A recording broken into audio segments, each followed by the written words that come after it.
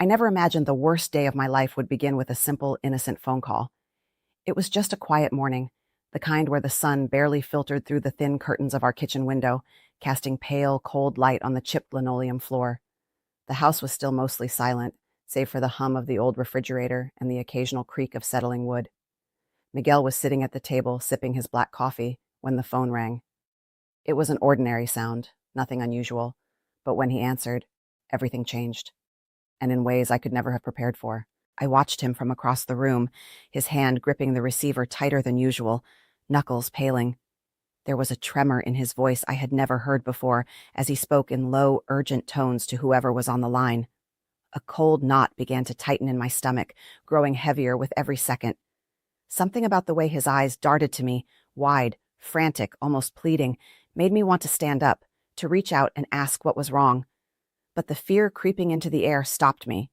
Then, the voice on the other end delivered words no parent wants to hear, words that fractured every belief I had ever held about motherhood, family, and the life I thought I knew. "It's about Lucas," Miguel finally said, his voice breaking. "There's something I need to tell you." He hung up before I could ask who it was, leaving a heavy silence between us, a silence so thick it felt suffocating. I felt like the floor had just disappeared beneath my feet. A wave of vertigo blurred my vision, and I had to steady myself against the edge of the kitchen counter. How could this be? How could something so fundamental, so sacred, be hidden from me all these years? Miguel's eyes met mine, those same eyes I had looked into with so much love and trust, eyes I had believed saw the same truth I did. But now, they brimmed with tears and something deeper: regret, fear, perhaps guilt. "Zilda," he whispered, his voice barely audible but heavy with desperation, "you deserve to know everything." It wasn't just the words that struck me, but the raw honesty behind them, a confession long buried, finally dragged into the light. At that moment, I felt the weight of decades bearing down on us in a single breath. I clung to the edge of the counter as a cold shiver ran down my spine. The air in the room seemed to thicken, pressing against my skin like an invisible force. Every sound became amplified: the ticking of the old clock, the distant barking of a dog outside, the faint whistle of wind sneaking through the cracked window pane. My mind raced, but nothing made sense yet. What secret could unravel everything? And then came the unbearable truth. The son I had raised, loved, and sacrificed for, he was not biologically mine. The revelation crashed into my chest like a frozen wave, stealing my breath, draining the warmth from my body. The child I thought I knew was suddenly a stranger, and I was left grappling with a reality that felt as hollow and dark as a moonless night. I wanted to scream, to run, to shake Miguel until he told me it wasn't true. But there was only silence, heavy, oppressive, and filled with the knowledge that nothing would ever be the same again. My hands trembled as I reached for his, desperate for some anchor in that storm of disbelief and grief. The truth was here now, raw and unrelenting, and I was about to learn a secret that had been hidden from me, from all of us, for decades. Looking back now, the memories flood in like a relentless tide, washing over me with vivid clarity and unexpected sharpness. I remember the moment I first held Lucas in my arms, his tiny, fragile body curled against my chest, soft and warm, despite being so new to the world. The faint scent of baby powder mixed with the sterile hospital air, and I felt a surge of love so fierce it nearly overwhelmed me. In that instant, he was mine in every possible way that truly mattered. His breaths, shallow and uneven, echoed in the quiet room, as if marking the start of our intertwined lives. Miguel and I had been married for 8 years when Lucas was born, and those years had built a strong foundation, a partnership braided with trust, shared dreams, and countless moments both ordinary and profound. Lucas had become the center of our universe, the reason for countless sleepless nights and endless sacrifices. I remember the softness in Miguel's gaze when he looked at his son, and how that gentleness spilled into every corner of our home. Through every scraped knee, every bedtime story whispered in the dark, and every proud glance during school performances, raising Lucas shaped every fragment of my existence. I was a devoted mother, always putting Lucas's needs before my own. I carried the weight of motherhood like a sacred responsibility, wrapped in layers of unconditional love and quiet obsession. The smell of his hair after a bath, the feel of his small hand in mine, the sound of his laughter filling the house. These were the threads weaving the fabric of our family. I thought nothing could ever unravel that. Miguel was my rock. He was patient, kind, and devoted to our family in ways that made me feel grounded and safe. Even in the busiest, most exhausting days, his presence was a calm harbor I returned to without hesitation. Together, we formed a close-knit trio, a humble family that celebrated quiet dinners, birthdays filled with balloons and cake, and dreams whispered late at night about Lucas's future. We pictured him growing up good and strong, kind and hopeful. The thought that this foundation, built so patiently and tenderly, could be shaken by a hidden truth was almost unthinkable, like a dark storm threatening to tear apart everything we had built. Yet, there had always been little things, subtle, almost invisible cracks in the crystal clear reflection I had of my family. Odd moments I tried hard to forget. A misplaced word here, a conversation abruptly ended there. I remember Miguel's occasional distant looks, times when his smile didn't quite reach his eyes. Sometimes there was an unease settling in the air between us, like a shadow slipping through the cracks of our perfect picture. I brushed those feelings aside, convincing myself they were nothing more than fleeting doubts or tired imaginations. After all, what truly mattered was the bond we built, day after day, brick by loving brick. Our love felt real. Our lives felt real. Lucas was our world. But beneath the surface, the silence grew heavier. The small inconsistencies I'd dismissed bubbled quietly in the shadows, waiting. That sense of something unspoken lurking just out of sight. It was there all along. And now, it was coming to light. Then, that phone call unleashed a storm I couldn't control, setting off a chain of events that twisted my world into a dark labyrinth of silence and unanswered questions. The days that followed were filled with urgent, hushed conversations between Miguel and me, whispers exchanged in shadowed corners of our home, voices barely above a breath, as if speaking too loudly might shatter what little calm remained. I begged him for answers, desperate to understand, my heart pounding so loudly I was certain he could hear it over the quiet hum of the night. But all I received were silences heavier than the night itself, punctuated only by the occasional crackle of his trembling breath and the sting of tears neither of us dared to shed openly. Nights stretched endlessly, each one colder and emptier than the last. The walls of our home, once warm with laughter and light, now closed in like a suffocating cage, shadows lengthening with every passing hour. I would sit by the window, watching the leafless trees sway against an ink-black sky, their twisted branches scratching at the glass like ghostly fingers trying to reach me. The familiar creaks and groans of the old house seemed to echo my growing dread, ringing in my ears with a sinister rhythm that made sleep impossible. Then, one night, finally, Miguel's resolve broke. He came to me, eyes rimmed red, voice barely a whisper, yet thick with the weight of a lifetime of secrets. He revealed the truth he had carried alone for so many years, a secret so heavy it threatened to shatter everything I believed in. He confessed that before we met, he had been entangled in a complicated and painful situation, one that had led to Lucas not being his biological son.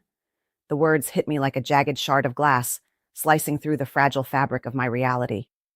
Lucas, the boy I had nurtured, kissed goodnight and prayed over, was not his by blood. And then, as the truth sank deeper, I began to realize the most crushing part. He wasn't mine biologically either. My mind spun, desperate to hold on to any explanation, any reason that could make sense of this impossible revelation. I demanded answers. How had this happened? Why had no one told me? How had I been so thoroughly deceived? Each question hung heavy in the air, unanswered, as I searched Miguel's face for any hint of deceit or guilt. His voice cracked with every word as he confessed how they had adopted Lucas when he was just a newborn, how this truth was carefully buried beneath layers of silence and protection. The room seemed to shrink around me, the cold night air pressing against my skin like a tangible force. My heart shattered into a million irreparable pieces, yet beneath the aching fracture lay a darker, more insidious fear. If Lucas was not mine by blood, if every heartbeat we shared was not mirrored in his, then who was I to him? Would I still be his mother? Or was my role nothing more than an illusion built on lies? What did this mean for our family, for the love I had poured into every moment, every breath shared with him? I stood trembling, caught between the agony of loss and the terror of an uncertain future. The shadows in the corners of the room seemed to pulse, alive with the weight of secrets long concealed, and I realized with a cold clarity that nothing would ever be the same again. The biggest blow came the moment I summoned the courage to confront Miguel, to look into his eyes and demand to know why he had kept this secret from me all these years. We stood in the middle of our dimly lit living room, the harsh overhead light casting long, sharp shadows against the peeling wallpaper. Outside, the wind picked up, rattling the cracked window panes, as if the house itself was trembling beneath the weight of our words. Miguel's face was a battlefield of pain and regret, the lines around his eyes deepened by sleepless nights and haunted memories. His voice was husky and uneven when he finally spoke, admitting that he had hidden the truth as a way of protecting me, protecting Lucas, and the fragile family we had painstakingly built over the years. He said he was afraid that if I knew, everything would fall apart, that the love, the life we had nurtured, would crumble beneath the harsh light of truth. But I realized then, as the silence thickened and the cold air seemed to freeze the very space between us, that the truth had a power far greater than fear. It was no longer a secret buried deep in shadows. It demanded to be faced, recognized, and endured. There was no turning back. We had to confront it together, even if that meant stepping into the darkness, hand in hand.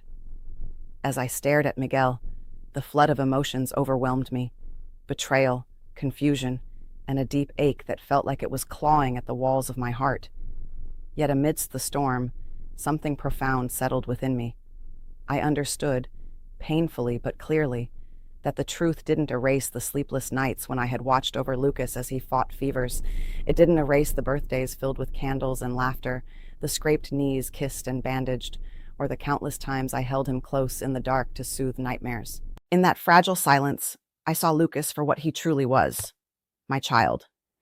Not in blood, but in every other way that mattered. The bond forged through years of care, sacrifice, and unconditional love was real. It was unbreakable, even if the genetics that tied us together were not. But the knowledge had shaken something deep inside me, a tremor that rippled through my sense of identity and belonging.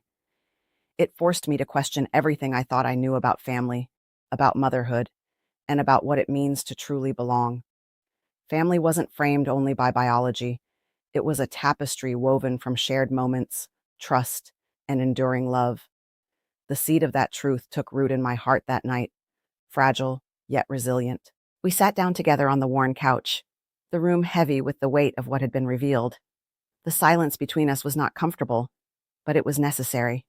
Slowly, tears began to fall, not from anger or blame, but from the profound complexity of love in its rawest form.